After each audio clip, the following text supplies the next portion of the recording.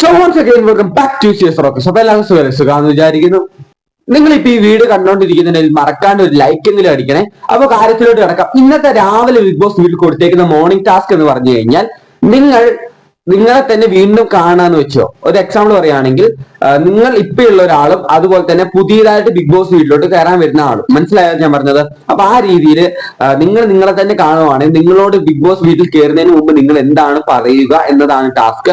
അപ്പോൾ ജിൻഡോ വന്നിട്ട് പറയുന്ന കാര്യം എന്ന് പറഞ്ഞ്, എടാ നിന്റെ ലൈഫിൽ നിനക്ക് കിട്ടാനുള്ള ഏറ്റവും വലിയൊരു ഭാഗ്യമാണിത്, അതുകൊണ്ട് നീ മാക്സിമം ഇത് ഉപയോഗിക്കണം. നീ നിന്റെ അവസരങ്ങൾ കളയാതെ മൊത്തം നിനക്ക് പറ്റുന്നത്ര എഫേർട്ട് ഇട്ട് കളിക്കണം. നമ്മൾ ഈ ബിഗ് ബോസ് വീട്ടിൽ നിൽക്കുവാണെങ്കിൽ പവർ ടീം ഒന്നുണ്ട്. അപ്പൊ അവര് നമ്മളോട് കുറെ പണികൾ പറയും. അത് മാത്രല്ല, ബാത്റൂം വരെ കഴുകണ്ട നമുക്ക് വന്നേക്കാം. പക്ഷെ അതൊന്നും വക വെക്കാണ്ട് നീ കഴുകണം. നീ വന്നേക്കണം എന്തിനാന്ന് നിനക്ക് വ്യക്തമായിട്ട് അറിയാം.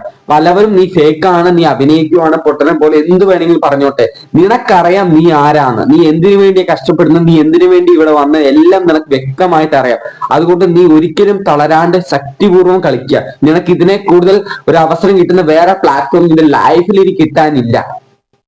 അതുമാത്രമല്ല, ഈ ബിഗ് ബോസ് വീട്ടിൽ നിന്റെ ഹൃദയത്തോട് ചേരുന്ന രീതിയിൽ സുഹൃത്തുക്കൾ, നല്ല നല്ല സുഹൃത്തുക്കളെ കിട്ടാം. അവർ ഈ ബിഗ് ബോസ് വീട്ടിൽ നിന്ന് പടിയിറങ്ങി പോകുമ്പോൾ നീ തളർന്നു പോയേക്കാം. എന്തെന്നായിരുന്നാലും നീ വന്ന കാര്യം ലക്ഷ്യം കൊണ്ട് അതൊക്കെ തരണം ചെയ്ത് നീ ജയിക്കണം ജിൻഡോ. വെറുതെ നിൽക്കരുത് ജിൻഡോ. നീ ഒരു പവർഫുൾ മാനാന്ന് എല്ലാവരും മുമ്പിൽ കാണിച്ചു കൊടുക്കണം. ഞാൻ പൊട്ടനല്ല, ബുദ്ധിമാനാന്ന് എല്ലാവരും കാണിച്ചു കൊടുക്കണം.